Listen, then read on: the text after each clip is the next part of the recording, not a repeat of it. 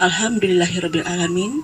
Assalatu wassalamu ala asrofil anbiya'i wal mursalin wa ala alihi washabihi rasulillahi ajmain. Amma biya bagda.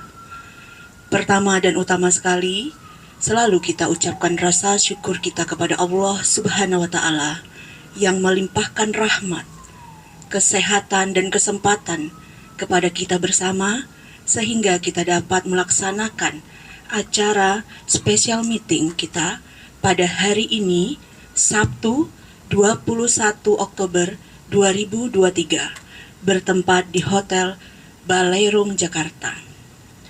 Yang terhormat Bapak Mulyadi SPD MPD selaku Kepala Sekolah sekaligus adalah owner homeschooling Tunas Karya Bangsa, yang sama-sama kita hormati. Bersama kita telah hadir yaitu Ibu Gadis Eli Amalia PhD, yang pada kesempatan ini akan menjadi narasumber kita dengan tema yang kita angkat yaitu strategi dan metode pembelajaran yang efektif dan tepat sasaran untuk anak berkemampuan khusus di homeschooling Tunas Karya Bangsa. Yang saya hormati rekan-rekan kerja saya, Bapak Ibu, tim pengajar, admin beserta staf di homeschooling Tunas Karya Bangsa. Baiklah Bapak Ibu yang saya hormati, dengan membacakan Bismillahirrahmanirrahim, acara special meeting 21 Oktober 2023 dimulai. Mengawali acara ini, mari bersama kita nyanyikan lagu Indonesia Raya. Hadirin dipersilahkan berdiri, yang akan dipimpin oleh Ibu Anis AMD. Kepadanya disilahkan.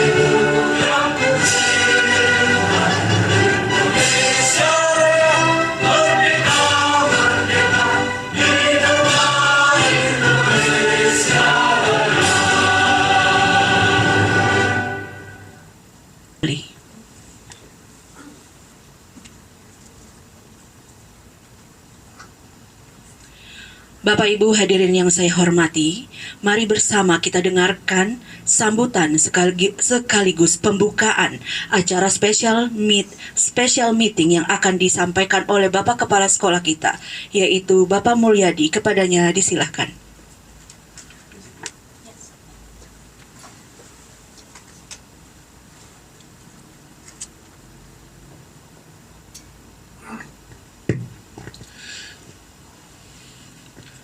Bismillahirrahmanirrahim. Assalamualaikum warahmatullahi wabarakatuh. Selamat pagi, salam sejahtera buat kita semua. Alhamdulillah, alhamdulillah rabbil alamin. Wassalatu wassalamu ala asrafil anbiya'i wal mursalin Sayyidina Muhammadin wa ala alihi wa sahbihi ajmain, amma ba'du. Yang terhormat, yang selalu kami muliakan, Ibu Gadis Eli Amalia PhD, yang selalu kita hormati, yang kita banggakan, Ibu Bapak Guru, Admin HS Tunaskara Bangsa. Selaku kita umat beragama, selalu kita rendah hati, apalagi kepada Allah dan Tuhanmu. Maka dari itu, marilah kita memanjatkan puji dan syukur kepada Allah Subhanahu wa Ta'ala. Karena berkat rahmat Allah, karunia diberikan kepada kita yang penuh cinta dan kasih sayang, sehingga kita bisa berkumpul berjumpa di ruang yang megah ini.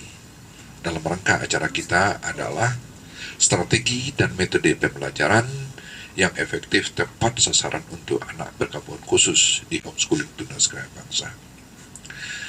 Seiring dan salam kita berikan kepada Nabi besar Muhammad SAW bersama keluarga dan pengikutnya, karena beliau itu adalah maha pemimpin sepanjang zaman, maha guru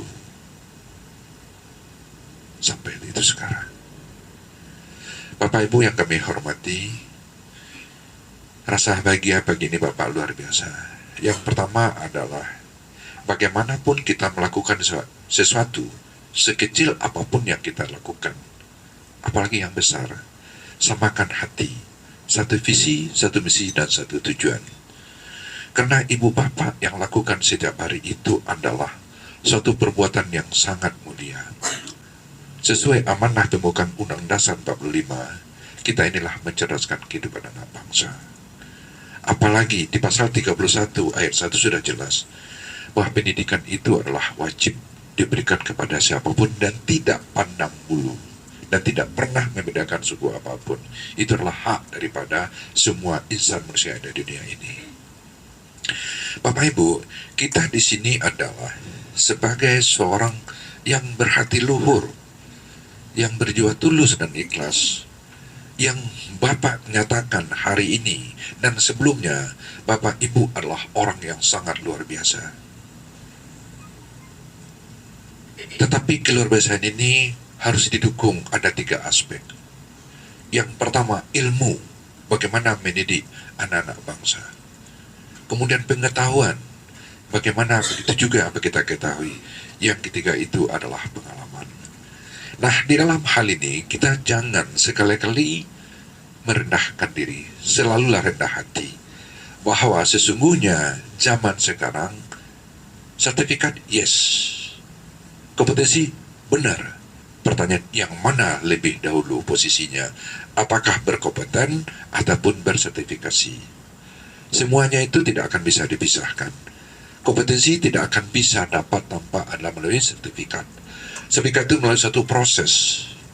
Dengan proses belajar pendidikan dasar selama 12 tahun dimatangkan di pendidikan tinggi selama 4 tahun. Namun dibalik itu, apa yang sebenarnya di dalam kita ini adalah hati yang tulus, penuh kasih dan penuh kasih sayang. Ini yang kita berikan kepada pelayanan anak-anak. Nah, anak-anak perlu kita ketahui juga, anak-anak kita ini beraneka ragam, unik-unik. Jadi Bapak dari dulu mencanangkan tidak ada di sekolah kita anak yang berkebutuhan khusus. Jika ada orang tua murid atau siapapun bertanya, sini ada yang bilang tidak ada. Yang ada tuh berkemampuan khusus, tapi kita haluskan lagi anak istimewa. Ya, ini kita sepakat ya. Sepakat? Aku nggak mau lanjutin, Bu. Nggak sepakat, Bu. Sepakat nggak kita bilang anak istimewa? Sepakat?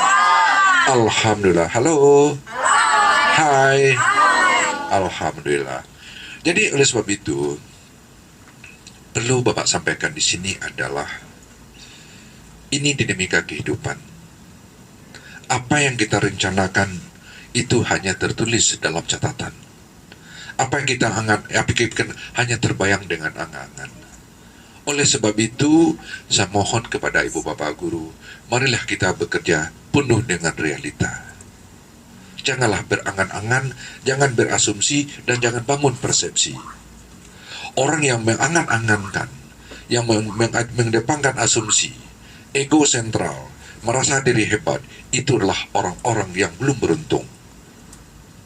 Sedangkan kita berilmu saja masih memiliki satu kekurangan-kekurangan. Bapak Ibu yang kami hormati, pandanglah, bukalah telapak tanganmu. Sekarang juga saya ingin lihat. Lihat. Kiri dan kanan. Sama gak bentuk warnanya? Sama atau tidak? Panjang ibu jari kiri kanan sama? Sama. Telunjuk kiri sama? Tetapi kenapa tidak sama panjangnya? Tolong jawab. Yang bisa menjawab saya tunggu sekarang. Genggam tanganmu begini. Kalau sama panjangnya bisa nggak? Nggak ya. Itulah kehidupan. Kehidupan itu tidak ada yang sama. Kehidupan itu tidak akan bisa dengan sendiri. Filosofinya adalah dia pendek gemuk tapi bikin orang tersenyum. Itulah namanya ibu jari. Orang yang jujur dan lurus dia banyak musuh. Kenapa? Kamu sih hanya bisa mengatakan saja. Tapi dia adalah tinggi dan gede pemalas. Itu di tengah jari.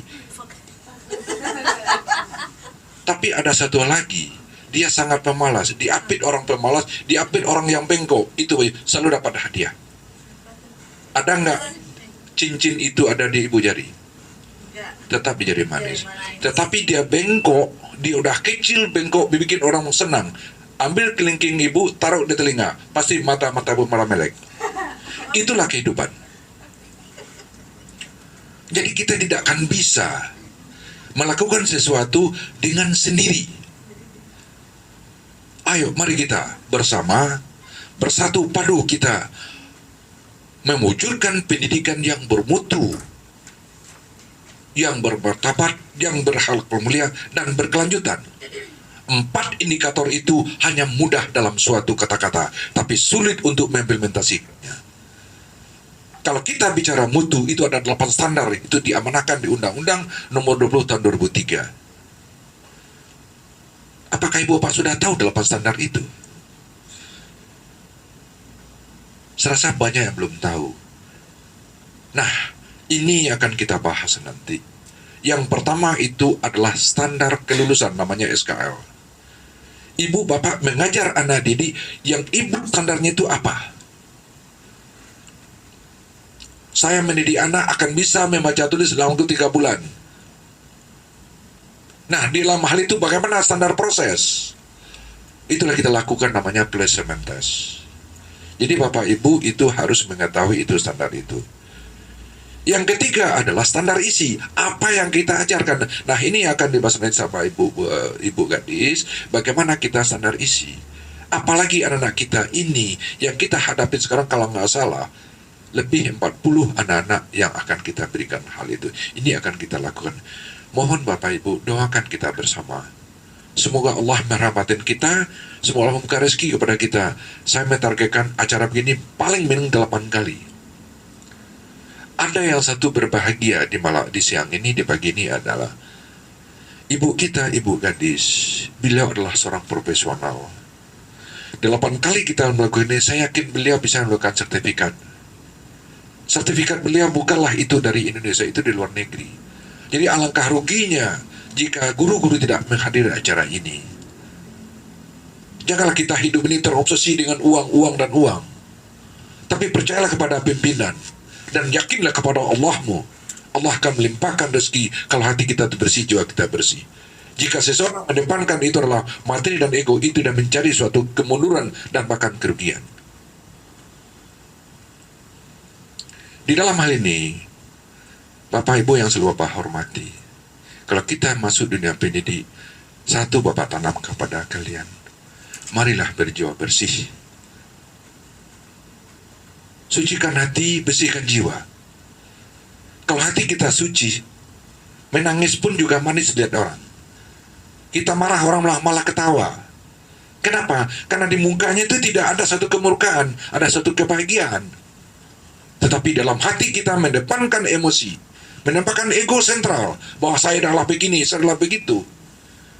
Bapak tersenyum pun orang tidak akan memandang itu adalah yang indah. Senyum itu lambang daripada seorang yang hatinya suci, yang jiwanya bersih. Nah, di dalam dunia anak yang berkemampuan khusus, itu yang paling dominan ibu tanam pikiran ibu itu sendiri. Berilah dia cinta, berilah dia kasih, sayangilah dia, dan berikan dia itu apresiasi dan penghargaan. Itu suatu kebutuhan kepada anak-anak bangsa. Bapak Ibu yang saya hormati, setiap insan manusia, dia selalu memproduksi kasih dan sayang. Ibu bapak pernah melihat anak berumur 3 tahun, 4 tahun, dia ambil itu boneka, dia ambil itu air, boneka dari plastik, ayo dek, minum. Itu dia punya rasa kasih sayang. Nah, kasih sayang kita miliki, curahkanlah kepada anak yang kita sayang, yang kita cintai. Mungkin ibu bapak pernah sering melihat saya. Kenapa saya sering mengusap kepala, baik ibu, baik anak-anak. Itu ungkapan rasa kasih sayang saya kepada mereka. Dan saya juga banyak ulah dan banyak perangai. Tapi kalau kalian jauh, dia pasti ingat dengan saya. Yang nama satu si Epoy, yang satu nama si Amoy, yang satu nama si Geboy. Itu seakan itulah ungkapan kasih sayang saya. Itu saya, kasih sayang saya itu yang saya berikan. Dan itu saya keluar dari hati saya. Tetapi kenapa yang lain? Karena mungkin dia rasa kita juga tidak. Jadi yang saya maksud itu bukan kepada saya, kepada anak didik kita. Itu yang pertama kita berikan ya. Jadi kita sepakat ya. Sepakat. Nah, jadi Bu, kita pulang aja Bu. Sepakat nggak? Sepakat nggak? Alhamdulillah. Jadi kita cintailah dia. Saya minta kepada Ibu di siang ini juga, tolong Ibu lihat meja dan pejamkan mata Ibu, dengarkan kata-kata saya. Lihat meja, ya, pejamkan mata Ibu, dengarkan saya berbicara. Bapak Ibu yang saya hormati, pernahkah kita merasakan, pernahkah kita membayangkan anak didik kita hari ini, besok, lusa, dan bersama kita, dia selalu bersuka cita dengan kita, dia bercanda. Tetapi terbayang nggak sama Ibu, setelah berpisah dengan Ibu, dia seperti apa nantinya? Sesungguhnya anak-anak kita ini bukan keinginan dia, bukan keinginan ibu bapaknya, tetapi itu karunia yang diterimakan Tuhan. Betapa sedihnya kita ini, betapa ibanya hati kita ini, setelah tidak sama kita. Apakah dihargai nggak masa orang lain? Bagaimana hidupnya kalau ibu bapaknya sudah meninggal? Ibu pernah membayangkan kalau bapaknya itu kondisi pilot, dia makan dengan apa? Hidup dengan siapa? Itulah, tanamkan lihat ya kalian semuanya. Dia itu butuh kita. Dia itu butuh kita. Dia itu butuh kita. Bagaimana dia butuh kasih sayang. Dia tuh butuh itu diperhatikan. Dia butuh itu dihargai. Hargailah dia bagaimana kita menghargai sendiri. Buka matamu. Itulah Bapak Ibu. Maka dari ini kita sekarang, maaf saya merinding deh. Maaf Ibu, saksikan Bu. Merinding gak menurut saya? Begitu sedihnya anak-anak kita ini, dia butuh perhatian. Kalian ada, kenapa nggak diperhatikan? Itulah maka saya paling marah saya kalau anak itu dibentak. Sayangilah dia. Itu yang pertama. Bagaimana anak kita yang reguler? Saya lihat bagaimana ibu mendidik anak susahnya. Tetapi kenapa anak yang baik itu tidak maksimal pembelajarannya? Sedih kita itu. Satu hal lagi, kalau itu jatuh pada anak kita sendiri dan jatuh kepada ibu sendiri, apa harus kita lakukan? Makanya dari itu, tanamlah jiwa ini. Bapak Ibu yang Bapak hormati, semuanya ini adalah skenario dari Allah Subhanahu wa taala, Tuhan yang Maha Esa. Ibu bertemu dengan kami, mungkin petunjuk Tuhan. Dan saya sangat yakin, 1000 yakin, kita tidak selamanya bersama. Pada nanti suatu kita akan berpisah. Mudah-mudahan ajal yang memisahkan kita. Tapi perpisahan kita ini nanti akan meratapkan air mata. Rugi Bapak Ibu tidak mendapatkan ilmu yang tidak dapat di kampus. Mohon maaf, saya merasa diri saya bodoh. Saya merasa diri belum punya apa-apa. Tapi di usia 58 ini masih juga belajar. Insya Allah di November ini itu adalah sidang seminar tesis. Insya Allah Januari adalah sidang tesis. Doakan semoga saya berjalan dengan baik. Dan juga mohon dorongan Bapak Ibu, kalau Allah berikan rezeki, saya lanjutkan kepada S3 saya. Kenapa? Karena ilmu itu sangat penting. Jadi masih bagus pola pikir kita ini, carilah ilmu. Jangan terorientasi dengan uang dan uang. Itu adalah satu kebodohan yang ditanam diri kita.